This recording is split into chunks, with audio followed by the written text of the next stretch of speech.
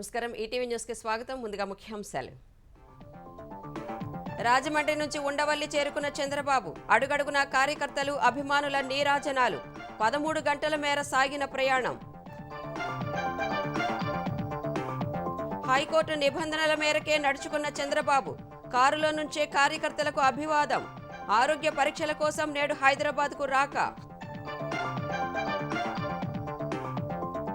చంద్రబాబు ఆరోగ్యంపై వైద్య నివేదికలను తప్పుపట్టిన హైకోర్టు ఒకే వైద్యుడు ఒకే రోజు 2 రకాలుగా ధ్రువపత్రాలు ఎలా ఇస్తారని ప్రశ్న రిషికొండపైనే సీఎం కార్యాలయానికి రంగం సిద్ధం అనువైన ప్రదేశం అంటూ ప్రభుత్వ కమిటీ నివేదిక ఉల్లంఘనలపై హైకోర్టు ఆదేశాలిచ్చిన రోజే వెల్లడి భారాసా దోచుకున్న ప్రతి పైసా ప్రజల జేబుల్లోకి చేరుస్తామన్న రాహుల్ కుంగిపోతున్న కాళేశ్వరం దొరల తెలంగాణకు నిదర్శనమని విమర్శలు దేశాన్ని నిరుద్యోగ భారతంగా మార్చిందే భాజపా అన్న కేటీఆర్ 10 ఏళ్లలో ఎన్డీఏ ఇచ్చిన ఉద్యోగాలపై శ్వేతపత్రం విడుదలకు డిమాండ్ క్రికెట్ వన్డే ప్రపంచ కప్లో ఓటములకు బ్రేక్ ఇచ్చిన పాకిస్తాన్ బంగ్లాదేశ్పై 7 వికెట్ల తేడాతో విజయం నేడు దక్షిణాఫ్రికా న్యూజిలాండ్ మధ్య పోరు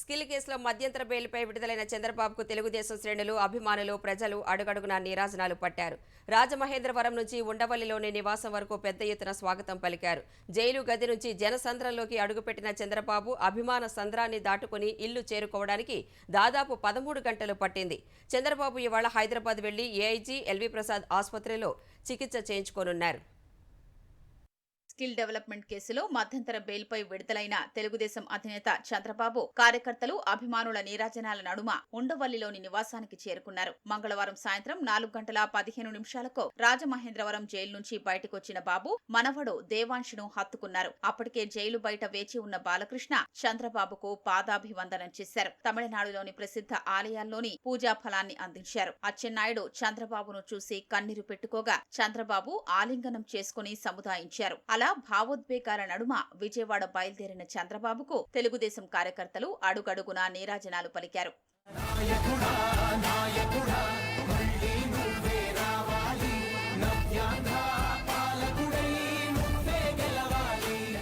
52 రోజుల పాటు జ్యుడిషియల్ రిమాండ్లో ఉన్న అధినేతను చూసేందుకు ఎక్కడికక్కడే రోడ్లపైకి తరలివచ్చారు కాన్వాయ్కు ఎదురెళ్లి చంద్రబాబుకు విజయ సంకేతం చూపించారు కొందరు భావోద్వేగంతో దండాలు పెట్టారు వారందరికీ అభివాదం చేస్తూ చంద్రబాబు వాహన శ్రేణి ముందుకు సాగింది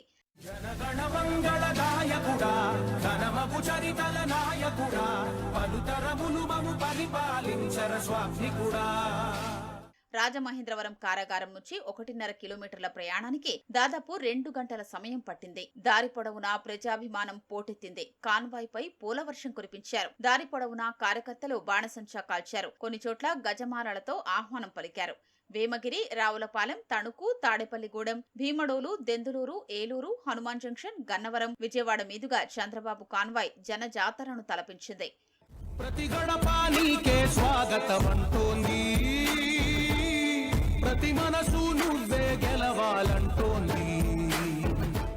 ఊరూరా ప్రజలు కార్యకర్తలు రోడ్లపైకొచ్చారు కొన్ని చోట్ల ట్రాక్టర్లలో తరలివచ్చారు చంద్రబాబును దగ్గరగా చూసేందుకు పోటీ పడ్డారు వారిని అదుపు చేయడానికి పోలీసులు అష్టకష్టాలు పడ్డారు పొద్దుపోయినా ప్రజాభిమానం చెక్కు చెదరలేదు మహిళలు కూడా రోడ్డుకు ఇరువైపులా నిల్చొని చంద్రబాబు రాక కోసం నిరీక్షించారు అధినేతకు అభివాదం చేశాకే వెళ్లారు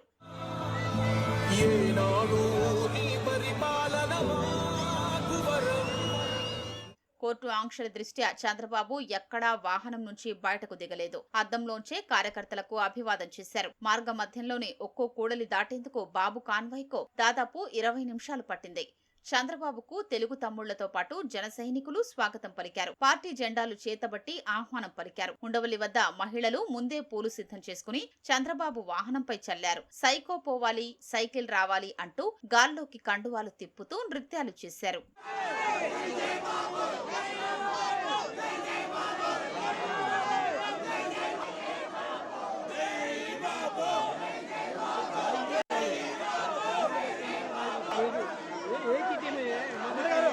अमर सर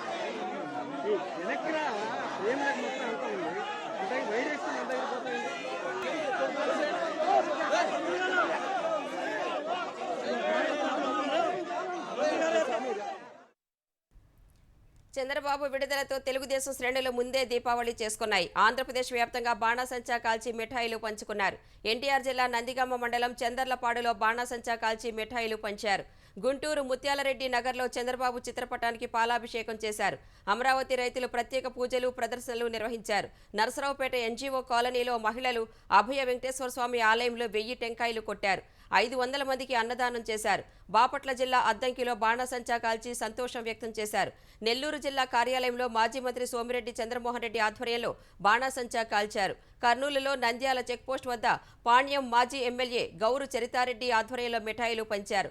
అనంతపురంలో చంద్రబాబు చిత్రపటానికి దిష్టి తీసి పాలాభిషేకం చేశారు. కడప ఎన్టీఆర్ కూడలిలో డప్పులు వాయిస్తూ ఆనందం వ్యక్తం చేశారు. తిరుపతిలో తెలుగుదేశం జనసేన నేతలు సంబరాలు చేశారు. చంద్రబాబు స్వగ్రామం నారావారిపల్లెలో గ్రామస్తులు బాణాసంచా కాల్చారు. ఇటు శ్రీకాకుళం, విజయనగరం జిల్లాల్లోనూ తెలుగుదేశం శ్రేణులు సంబరాలు చేసుకున్నాయి. విశాఖ సిరిపురం కూడలి వద్ద సిబిఎన్ మహిళా సైన్యం ఆధ్వర్యంలో నృత్యాలు చేశారు. అనకాపల్లి జిల్లా నర్సీపట్నంలో అయ్యన్న పాత్రుడు ఇంటి వద్ద నాయకులు బాణాసంచా కాల్చారు. బెంగళూరులో ఐటీ ఉద్యోగులు భారీ ర్యాలీ చేశారు. చంద్రబాబు విడుదల కావడంపై తెలంగాణ వ్యాప్తంగానూ ఆ పార్టీ కార్యకర్తలు సంబరాలు చేసుకున్నారు. మహబూబాబాద్లో మిఠాయిలు పంచిపెట్టి బాణాసంచా కాల్చారు. సూర్యాపేట జిల్లా నేరేడుచెర్లలో ర్యాలీ నిర్వహించారు. రహదారిపై బాణాసంచా కాల్చి సంబరాలు చేసుకున్నారు. నిజామాబాద్ జిల్లా డిచ్పల్లి మండలం ధర్మారంలో తెలుగుదేశం కార్యకర్తలు మిఠాయిలు పంచుకొని బాణాసంచా కాల్చారు. భద్రాచలంలో భారాస కాంగ్రెస్ నాయకులు, తెలుగుదేశం నాయకుల సంబరాల్లో పాల్గొన్నారు. బాణాసంచా కాల్చి ఒకరికి ఒకరు మిఠాయిలు తినిపించుకున్నారు. కల్లూరులో సత్తుపల్లి ఎమ్మెల్యే సండ్ర వెంకటవీరయ్య ఆధ్వర్యంలో భారాస శ్రేణులు వేడుకలు జరుపుకున్నారు. రంగారెడ్డి జిల్లా రాజేంద్రనగర్, కోకాపేట్, మూవీ టవర్స్ వద్ద తెలుగు తమ్ముళ్లు పెద్ద ఎత్తున టపాసులు పేల్చి సంబరాలు జరుపుకున్నారు. కేపీహెచ్బీ కాలనీలోని గాంధీ విగ్రహం వద్ద చంద్రబాబు చిత్రపటానికి పాలాభిషేకం చేశారు. దార్శనికుడు చంద్రబాబుపై అక్రమ కేసులు పెట్టడాన్ని ప్రజలు హర్షించలేదని తెలంగాణ రవాణా శాఖ మంత్రి పువ్వాడ అజయ్ అన్నారు. చంద్రబాబుకు మధ్యంతర బెయిల్తో న్యాయం గెలిచిందని అభిప్రాయపడ్డారు. చంద్రబాబుకు మధ్యంతర బెయిల్పై మాజీ మంత్రి తుమ్మల నాగేశ్వరరావు హర్షం వ్యక్తం చేశారు. తెలుగుదేశం కార్యకర్తల సంబరాల్లో పాలు పంచుకునేందుకు ఖమ్మంలోని ఆ పార్టీ కార్యాలయానికి వచ్చానని చెప్పారు.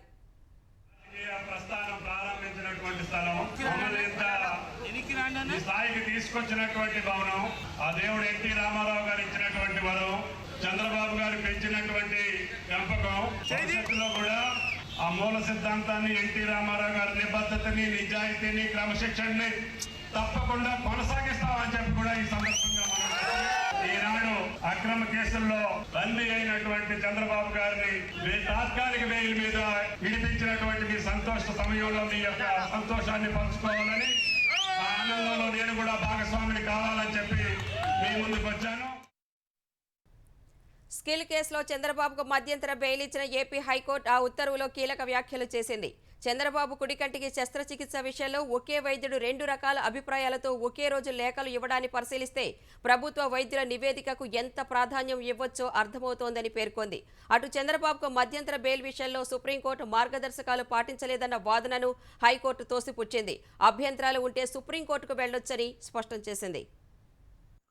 చంద్రబాబుకు అనారోగ్య కారణాల దృష్ట్యా స్కిల్ కేసులో 4 వారాల పాటు షరతులతో కూడిన మధ్యంతర బెయిల్ మంజూరు చేసిన హైకోర్టు ఇందుకు సంబంధించిన ఉత్తర్వుల్లో కీలక అంశాల్ని పేర్కొంది. మధ్యంతర బెయిల్ కోసం చంద్రబాబు దాఖలు చేసిన 2 అనుబంధ పిటిషన్లను అనుమతించిన న్యాయమూర్తి వ్యక్తుల జీవితం ప్రమాదకర పరిస్థితుల్లో ఉన్నప్పుడు అనారోగ్య కారణాల దృష్ట్యా మధ్యంతర బెయిల్ మంజూరు విషయంలో కోర్టుకు ఉన్న విచక్షణాధికారాన్ని పరిమితం చేయడానికి వీల్లేదన్నారు. పిటిషనర్ కు శస్త్రచికిత్స అవసరం లేదని ఏ వైద్య నివేదిక చెప్పడం లేదని, ఆయన వివిధ అనారోగ్య సమస్యలతో బాధపడుతున్నారనే విషయంలోనూ వివాదం లేదని గుర్తు చేశారు. ముఖ్యంగా ఆయన కుడికంటికి వైద్యం అవసరమని పేర్కొన్నారు. సెప్టెంబర్ 10 నుంచి చంద్రబాబు జ్యుడిషియల్ కస్టడీలో ఉన్నారని, కారాగారంలో ఉండడం వల్ల సరైన వైద్య సదుపాయాలు లేక ఇబ్బందులు ఎదుర్కొంటున్నారని ఆయన తరపు న్యాయవాదులు వాదనలు వినిపించారని న్యాయమూర్తి ఉత్తర్వుల్లో పేర్కొన్నారు. వారి వాదనలకు బలం చేకూర్చేలా ప్రభుత్వ వైద్య బృందం అక్టోబర్ 14న ఇచ్చిన నివేదికను కోర్టు ముందు ఉంచారన్నారు. చంద్రబాబు ఈ ఏడాది జూన్లో ఎడమ కంటికి శస్త్రచికిత్స చేయించుకున్నారని, ఆ సమయంలో కుడికంటికి సైతం 3 నెలల్లోపు శస్త్రచికిత్స చేయించుకోవాలని వైద్యులు తెలిపినట్లు కోర్టుకు వివరించారన్నారు. ఎల్వి ప్రసాద్ నేత్రాలయం ఇచ్చిన ధృవపత్రాన్ని కోర్టు ముందు ఉంచారని తెలిపారు. అదనపు ఏజీ పొన్నవోలు సుధాకర్ రెడ్డి వాదనలు వినిపిస్తూ ఆ ధృవపత్రం అక్టోబర్ 21న జారీ చేసినందున అప్పట్నుంచి శస్త్రచికిత్సకు 3 నెలల సమయం ఉంటుందన్నారు. ఎల్వి ప్రసాద్ నేత్రాలయం ఇచ్చిన ధృవపత్రాన్ని పరిశీలిస్తే అందులోని వివరాలు అదనపు ఏజీ వాదనకు భిన్నంగా ఉన్నట్లు కనబడుతోందని న్యాయమూర్తి పేర్కొన్నారు. అక్టోబర్ 25న రాజమహేంద్రవరం ప్రభుత్వాసుపత్రి ఆసుపత్రి civil surgeon doctor B Srinivasarao చంద్రబాబుకు కుడి కంటికి పరీక్ష నిర్వహించి శస్త్రచికిత్స అవసరమని జైలు సూపరింటెండెంట్ కు లేఖ రాశారని తెలిపారు. కంటి సమస్య తీవ్రమైందేమీ కాదని, అందువల్ల తక్షణం శస్త్రచికిత్స అవసరం లేదంటూ అదే రోజున ఆయన మరో లేఖ రాశారు. కుడి కంటిలో శుక్లం ఇంకా అపరిపక్వ దశలోనే ఉందని, చంద్రబాబు సౌలభ్యాన్ని బట్టి శస్త్రచికిత్స చేయించుకోవచ్చని ప్రత్యేకంగా చెప్పారు. జైలు సూపరింటెండెంట్ కు ఒకే డాక్టర్ ఒకే రోజు రాసిన ఆ 2 లేఖల్ని పరిశీలిస్తే ప్రభుత్వ వైద్యులు జారీ చేసిన ధృవపత్రాలకు ఎంతటి విలువ ఇవ్వవచ్చనే విషయం ఇట్టే అర్థమవుతోందని న్యాయమూర్తి ఆక్షేపించారు. కోర్టు ముందున్న రికార్డుల్ని పరిశీలిస్తే ఈ ఏడాది జూన్ 21 నుంచి 3 నెలల్లోపు కుడి కంటికి శస్త్రచికిత్స అవసరం ఉన్నట్లు స్పష్టమవుతోందని తెలిపారు. డాక్టర్ ఇచ్చిన 2వ నివేదికలోనూ చంద్రబాబుకు శస్త్రచికిత్స అవసరం లేదని చెప్పలేదని వివరించారు. ఈ నేపథ్యంలో అదనపు ఏజీ సూచించినట్లుగా మెడికల్ బోర్డు వద్ద పరీక్షల నిమిత్తం హాజరు కావాలని చంద్రబాబును ఆదేశించాల్సిన ఆవశ్యకత కనిపించడం లేదని తెలిపారు. సుప్రీంకోర్టులో క్వాష్ పిటిషన్ పెండింగ్ లో ఉన్నంత మాత్రాన బెయిల్ కోసం విచారణ కోర్టు, హైకోర్టును ఆశ్రయించడానికి ఎలాంటి అడ్డంకి లేదన్నారు. సుప్రీంకోర్టులో మధ్యంతర బెయిలు కోరినందున హైకోర్టులో అదే విజ్ఞప్తి చేయడానికి వీల్లేదన్న అదనపు ఏజీ వాదనను అంగీకరించలేమని న్యాయమూర్తి తీర్పులో పేర్కొన్నారు. చంద్రబాబుకు మధ్యంతర బెయిల్ మంజూరు చేసిన వెంటనే సిఐడి హైకోర్టులో అత్యవసరంగా అనుబంధ పిటిషన్ దాఖలు చేసి షరతులు విధించాలని కోరింది.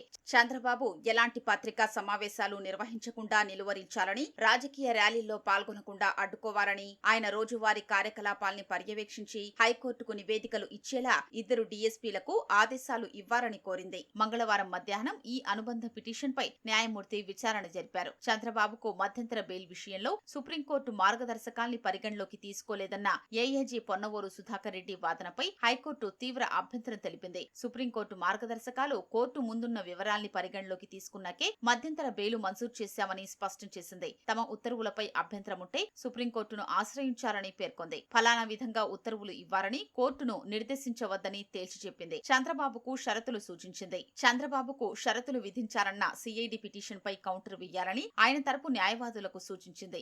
ఈ పిటిషన్ ను పరిష్కరించే వరకు రాజకీయ ర్యాలీల్లో పాల్గొనొద్దని చంద్రబాబుకు హైకోర్టు షరతు విధించింది. ఈ కేసుకు సంబంధించి మీడియా సమావేశం నిర్వహించవద్దని స్పష్టం చేసింది. సిఐడి పిటిషన్ పై విచారణను బుధవారానికి వాయిదా వేసింది. మద్యం కంపెనీలకు నిబంధనలకు విరుద్ధంగా అనుమతినిచ్చారనే ఆరోపణలతో సిఐడి తనపై నమోదు చేసిన కేసులో ముందస్తు బెయిల్ ఇవ్వాలని కోరుతూ చంద్రబాబు దాఖలు చేసిన పిటిషన్పై విచారణను హైకోర్టు నవంబర్ 21కి వాయిదా వేసింది. స్కిల్ కేసులో ఇచ్చిన మధ్యంతర బెయిల్ గడువు ముగిసే వరకు మద్యం కేసులో చంద్రబాబును అరెస్టు చేయబోమని ప్రభుత్వం తరపున ఏజీ శ్రీరామ్ కోర్టుకు హామీ ఇచ్చారు. కౌంటర్ దాఖలు చేసేందుకు సమయం కావాలని హైకోర్టును కోరారు. ఏజీ వాదనలను పరిగణలోకి తీసుకుని తదుపరి విచారణను నవంబర్ 21కి వాయిదా వేసింది. చంద్రబాబును జైల్లోనే ఉంచాలనే ఉద్దేశంతోనే వరుసగా కేసులు నమోదు చేశారని ఆయన తరపు న్యాయవాది వాదనలు వినిపించారు. కేబినెట్ ఆమోదంతో తీసుకున్న నిర్ణయాలపై సిఐడి కేసు నమోదు చేయడం సరికాదన్నారు. అనంతరం తదుపరి విచారణ నవంబర్ 21కి వాయిదా పడింది. కేసీఆర్ కుటుంబం దోచుకున్న సంపదను కాంగ్రెస్ అధికారంలోకి వచ్చాక నయా పైసాతో సహా ప్రజల జేబుల్లోకి చేర్చుతామని ఆ పార్టీ అగ్రనేత రాహుల్ గాంధీ అన్నారు. దశాబ్దాలుగా చెక్కు చెదరని ప్రాజెక్టులు కాంగ్రెస్ పాలనకు నిలువుటద్దల్లా ఉంటే కుంగిపోతున్న కాళేశ్వరం దొరల తెలంగాణకు నిదర్శనమన్నారు. భారాస, భాజపా, ఎంఐఎం పార్టీలు ఒకటేనన్న ఆయన తెలంగాణ ప్రజల స్వప్నం సాకారం కావాలంటే కాంగ్రెస్ అధికారంలోకి రావాలని కొల్లాపూర్ సభలో పేర్కొన్నారు. తెలంగాణలో అధికారమే లక్ష్యంగా కాంగ్రెస్ పార్టీ అగ్రనేతలతో పెద్ద ఎత్తున ప్రచారం నిర్వహిస్తోంది. ఇవాళ 2వ విడత బస్సు యాత్ర ప్రారంభమవుతుండగా మంగళవారం కొల్లాపూర్లో ఏర్పాటు చేసిన పాలమూరు ప్రజాభేరికి ప్రియాంక గాంధీ హాజరు కావాల్సి ఉంది. అనారోగ్య కారణాలతో ఆమె రాకపోవడం వల్ల రాహుల్ ప్రత్యేక హెలికాప్టర్లో కొల్లాపూర్ చేరుకుని సభలో పాల్గొన్నారు. తెలంగాణ ప్రజలతో తమకున్నది రాజకీయ అనుబంధం కాదని, కుటుంబ సంబంధమని, అందుకే ముఖ్యమైన సమావేశాలు ఉన్నా కాదనుకుని కొల్లాపూర్ సభకు హాజరయ్యామని రాహుల్ తెలిపారు. వచ్చే ఎన్నికలు ప్రజల తెలంగాణకు, దొరల తెలంగాణకు మధ్య జరిగే పోరుగా ఆయన అభివర్ణించారు. కాళేశ్వరం ప్రాజెక్టు పెద్ద మోసమన్న రాహుల్ దాని ద్వారా 1,00,000 కోట్లు దోచుకున్నారని మండిపడ్డారు. అంతటి ప్రజాధనంతో నిర్మించిన కాళేశ్వరం బ్యారేజీ కూలిపోయే దశకు వచ్చిందన్నారు. सबसे बड़ा धोखा कलेश्वरम प्रोजेक्ट का धोखा। बीजेपी बीआरएस ने तेलंगाना की जनता से 1,00,000 करोड़ रुपया लूटा है और आज वहां जो बराज है उसके खंबे हैं वो चूर चूर होके टूट रहे हैं। कांग्रेस पार्टी ने भी इंफ्रास्ट्रक्चर के प्रोजेक्ट्स किए हैं। अर्जुना सागर, प्रियदर्शनी जुराला, श्री राम सागर, सिंगूर, आप हमारे सारे के सारे प्रोजेक्ट्स देखिए और फिर इनका देखिए, कलेश्वरम प्रोजेक्ट जाके देखिए। पहला उदाहरण है दोराला सरकार का। తెలంగాణలో కాంగ్రెస్ భారాస మధ్య యుద్ధం జరుగుతోందన్న రాహుల్ భారాస భాజపా ఎంఐఎం ఒక్కటై పనిచేస్తున్నాయన్నారు. భాజపా ఎంఐఎం కు ఓటు వేస్తే భారాసాకు వేసినట్టేనని ఆరోపించారు. సీఎం కేసీఆర్ కుటుంబం చేసిన దోపిడీని కాంగ్రెస్ సర్కార్ ప్రజలకు పంచుతుందని తెలిపారు. हमारी प्रजाला सरकार थी, हमने दलितों को, आदिवासियों को, पिछड़ों को, गरीबों को उनकी जमीन वापस दी। जो हमने जमीन दी वो आपके चीफ मिनिस्टर ने पूरी की पूरी वापस ले ली। कंप्यूटराइजेशन का बहाना था और धरनी पोर्टल चोरी करने का तरीका। तेलंगाना में 20 लाख किसानों को नुकसान हुआ। फायदा किसको हुआ? एक परिवार को, उनके एमएलएज को, उनके मंत्रियों को। तेलंगाना की जनता का धन केसीआर के परिवार के हाथ में जा रहा है। आपको दोराला सरकार नहीं चाहिए थी। आपके चीफ मिनिस्टर ने आपसे चोरी किया है। उतना पैसा कांग्रेस पार्टी वापस आपके जेब में डालने जा रही है। రెండో విడత బస్సు యాత్రలో భాగంగా రాహుల్ గాంధీ ఇవాళ ఉమ్మడి మహబూబ్ నగర్ జిల్లాలో ప్రచారం నిర్వహించనున్నారు. మధ్యాహ్నం 2:30కు కల్వకుర్తిలో జరిగే సభకు హాజరు కానున్న రాహుల్ తరువాత జడ్చర్లలో కార్నర్ మీటింగ్ లో ప్రసంగిస్తారు. ఉద్యోగ నియామకాలపై మాట్లాడే నైతిక హక్కు కిషన్ రెడ్డికి లేదని భారాస కార్యనిర్వాహక అధ్యక్షుడు కేటీఆర్ మండిపడ్డారు. దేశాన్ని నిరుద్యోగ భారతంగా మార్చిందే భాజపా అని ధ్వజమెత్తారు.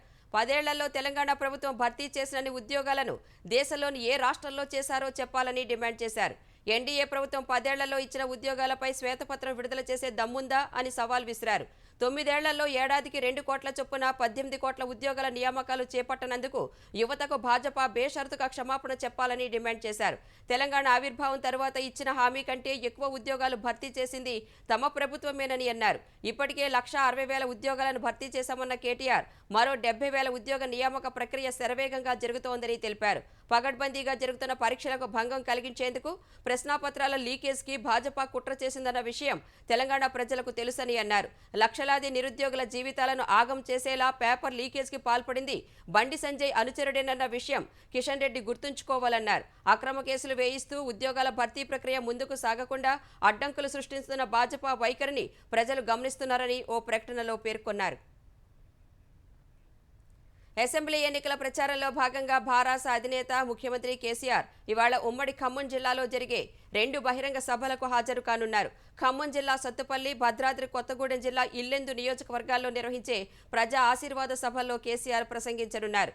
మధ్యాహ్నం 2 గంటలకు హైదరాబాద్ నుంచి ప్రత్యేక హెలికాప్టర్లో సీఎం కేసీఆర్ కల్లూరుకు చేరుకుంటారు. సత్తుపల్లి ఎమ్మెల్యే భారాస అభ్యర్థి సండ్ర వెంకటవీరయ్యకు మద్దతుగా ఎన్నికల ప్రచార సభలో పాల్గొంటారు. అనంతరం ఇల్లెందు మండలం సుదిమళ్ల స్టేజీ సమీపంలోని బొజ్జాయిగూడెం వద్ద ఏర్పాటు చేసిన ఎన్నికల సభలో కేసీఆర్ పాల్గొంటారు. సిద్దిపేట జిల్లా మర్కుక్ మండలం ఎర్రవల్లిలోని ముఖ్యమంత్రి కేసీఆర్ వ్యవసాయ క్షేత్రంలో నేటి నుంచి రాజశ్యామల యాగం జరగనుంది. 3 రోజుల పాటు జరిగే ఈ యాగం ఏర్పాట్లు పూర్తయ్యాయి. తెలుగు రాష్ట్రాలతో పాటు కర్ణాటకకు చెందిన పలువురు పీఠాధిపతుల ఆధ్వర్యంలో ఈ యాగం నిర్వహించనున్నారు. 200 మంది పురోహితులు రాజశ్యామల యాగంలో పాల్గొనున్నారు. ముఖ్యమంత్రి కేసీఆర్ దంపతులు యాగంలో పాల్గొనేందుకు రాత్రి వ్యవసాయ క్షేత్రానికి చేరుకున్నారు. కాదంటూనే రుషికొండపై రిసార్టులనే ముఖ్యమంత్రి క్యాంపు కార్యాలయంగా వైకాపా ప్రభుత్వం ఖరారు చేసింది. ఆ భవనాలే సీఎం క్యాంపు కార్యాలయానికి అత్యంత అనుకూలమంటూ త్రిసభ్య కమిటీ తేల్చినట్లు చెబుతోంది. హైకోర్టు ఏర్పాటు చేసిన నిపుణుల కమిటీ రుషికొండపై ఉల్లంఘనలు చోటు చేసుకున్నట్లు నివేదిక సమర్పించింది. దాని ఆధారంగా హైకోర్టు మంగళవారం కీలక ఉత్తర్వులు జారీ చేసింది. అయినా అదే రోజు రుషికొండపైనున్న భవనాలే సీఎం క్యాంపు కార్యాలయానికి అత్యంత అనుకూలమని ప్రభుత్వం నిర్ణయానికి వచ్చేసింది. విశాఖలో సీఎం మంత్రుల క్యాంపు కార్యాలయాలు, అధికారులకు తాత్కాలిక వసతి కోసం భవనాల ఎంపికకు ప్రభుత్వం ఏర్పాటు చేసిన త్రిసభ్య కమిటీ సభ్యులు మంగళవారం సీఎం జగన్ను కలిశారు. ఆ భవనాలను సీఎం క్యాంపు కార్యాలయం కోసమే నిర్మిస్తున్నారని ప్రతిపక్షాలు ఇన్నాళ్లు చెబుతున్నా అవి పర్యాటక శాఖ భవనాలేనని, రిసార్టుల కోసం నిర్మించినవే అంటూ బుకాయించిన ప్రభుత్వం ఇప్పుడు ఆ కొండే సీఎం క్యాంపు కార్యాలయానికి అనుకూలమని నిర్ణయించింది. ఉల్లంఘనల ప్రభావం పర్యావరణంపై ఏ మేరకు ఉంటుందనేది మదింపు చేసి పర్యావరణ చట్టం ప్రకారం శిక్షించే విషయాన్ని పరిశీలించాలంటూ కేంద్ర పర్యావరణ అటవీశాఖ కార్యదర్శిని హైకోర్టు ఆదేశించింది. అయినా రుషికొండ రిసార్టు భవనాలే సీఎం క్యాంపు కార్యాలయానికి అనువైనవిగా ప్రభుత్వం నిర్ణయానికి వచ్చింది. అందుకనుగుణంగా త్రిసభ్య కమిటీ సిఫార్సును తెరపైకి తెచ్చింది. గాజాలో ఇజ్రాయెల్ దళాలు హమాస్ మిలిటెంట్ల మధ్య హోరాహోరీ పోరాటం కొనసాగుతోంది. ఉత్తర గాజా సొరంగాల్లోని స్థావరాలను ఇజ్రాయెల్ సైన్యం ధ్వంసం చేస్తోంది. భూతల దాడుల సందర్భంగా జరిగిన ఘర్షణలో 2 ఇజ్రాయెల్ సైనికులు మరణించగా మరో 2 గాయపడ్డారు. గాజా నగర శివార్లలోని జబాలియాలో శరణార్థ శిబిరం ఉన్న అపార్ట్మెంటుపై బాంబు దాడి జరిగింది. ఈ ఘటనలో 50 మంది మరణించగా 100 మంది గాయపడ్డారు. వెస్ట్ బ్యాంక్లో హమాస్ సీనియర్ నేత సలేహ్ అల్ అరౌరీ ఇంటిని ఇజ్రాయెల్ సైన్యం కూల్చివేసింది. అక్టోబర్ 7న దాడులకు పథకరచన చేసిన హమాస్ కమాండర్ను మట్టుపెట్టినట్లు ఐడీఎఫ్ ప్రకటించింది. షిన్ బెట్ నిఘా సంస్థ అందించిన సమాచారంతో హమాస్ గ్రూప్ కీలక స్థావరాలపై వైమానిక దాడులు చేసి ఉత్తర డివిజన్ కమాండర్ నసీం అబు అజీనాను హతమార్చినట్లు తెలిపింది. మరోవైపు ఇజ్రాయెల్పై యెమెన్లోని రెబల్స్ గ్రూప్ హౌతీ కూడా దాడులు ప్రారంభించింది. ఈ విషయాన్ని ఆ సంస్థే వెల్లడించింది. ఫలితంగా ఇజ్రాయెల్ హమాస్ యుద్ధంలోకి ఇరాన్ వచ్చినట్లయిందని హౌతీ వర్గాలు తెలిపాయి. దేశంలోని రాజకీయ పార్టీలకు నిధులు సమకూర్చేందుకు తీసుకొచ్చిన ఎన్నికల బాండ్ల పథకంపై సుప్రీంకోర్టులో విచారణ ప్రారంభమైంది. ఈ పథకం అధికార ప్రతిపక్ష పార్టీలకు సమాన అవకాశాలను కల్పించకపోగా అవినీతిని ప్రోత్సహిస్తోందని పిటిషనర్లు తెలిపారు. ప్రజాస్వామ్యాన్ని విధ్వంసం చేస్తోందని ఆందోళన వ్యక్తం చేశారు. ఎన్నికల బాండ్ల పథకాన్ని సవాలు చేస్తూ దాఖలైన పిటిషన్లపై సీజేఐ జస్టిస్ డివై చంద్రచూడ్ నేతృత్వంలోని 5 సభ్యుల రాజ్యాంగ ధర్మాసనం మంగళవారం విచారణ ప్రారంభించింది. అసోసియేషన్ ఫర్ డెమోక్రటిక్ రిఫార్మ్స్ తరపు న్యాయవాది ప్రశాంత్ భూషణ్ తొలుత వాదనలు వినిపించారు. ఎన్నికల బాండ్ల ద్వారా ఇప్పటి వరకు సమకూర్చిన నిధుల్లో అత్యధిక భాగం కేంద్రం, రాష్ట్రాల్లో అధికారంలో ఉన్న పార్టీలకే వెళ్లాయని వివరించారు. విపక్షాలకు స్వల్ప మొత్తంలోనే విరాళాలు వచ్చాయన్నారు. ఇప్పటికే భారత ప్రజాస్వామ్యం డబ్బు క్రీడగా మారిందని పేర్కొన్నారు. కార్పొరేట్ విరాళాలకు అవకాశం కల్పిస్తున్న ఈ చట్టం న్యాయబద్ధతను పరిశీలించే అంశం ప్రస్తుతం సుప్రీంకోర్టు ముందు లేదని సీజేఐ జస్టిస్ డివై చంద్రచూడ్ పేర్కొన్నారు. అయితే భారత రాజ్యాంగం పౌరుల కేంద్రంగా రూపొందిందని, ప్రతి పథకం న్యాయబద్ధంగా ఉండాలని మరో పిటిషనర్ తరపు న్యాయవాది కపిల్ సిబ్బల్ అన్నారు. ప్రజల వాణిని కార్పొరేట్ రంగం మింగేయడం ప్రమాదకరమని తెలిపారు. ఈ కేసులో ఇవాళ కూడా వాదనలు కొనసాగనున్నాయి.